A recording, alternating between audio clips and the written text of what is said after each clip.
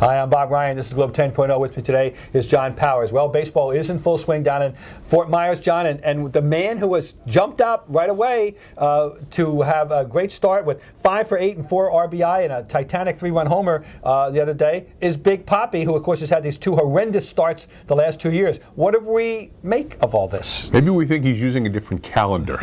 He just thinks it's midsummer, but I think 2 things. Contract year. He'd like to keep making $12 million for with somebody. Go there, don't you? But yeah, but how can you not? Plus, here is a proud man whose motives were questioned. Last year people said, well, he's off the drugs. That must be why he's not hitting. Yeah. And I think he does feel, and he's right, he said age discrimination.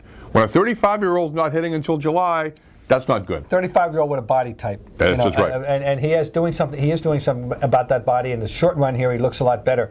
As you point out, last year he had numbers that were 30 and 100, which is a benchmark. I think it's it was actually as good or better than Adrian Gonzalez. Yeah. He also wants to point out Vladimir Guerrero and others. But he doesn't really have an explanation for what's happened these last 2 Aprils, except to say that he doesn't think it's going to happen again. Right. And again, I think his feeling has always been, it's where you are in the end. Don't ask him where I am in April. But this year he needs to be up early. He can't be coming late when this team's out of contention. What's interesting, too, is the protection that they are going to all give each other now. When they're starting, the lineup, if you start with 2, however let's say Ellsbury leads off, and if 2 is in some form or fashion, Pedroia, Crawford, Gonzalez, himself, and Youkilis, that's a very formidable 5-man thing right there. So between the guy hitting in front of him, the guy hitting behind him, I think the protection factor for all of them is there. As good as it's been since Manny was in his heyday. Yeah, I think the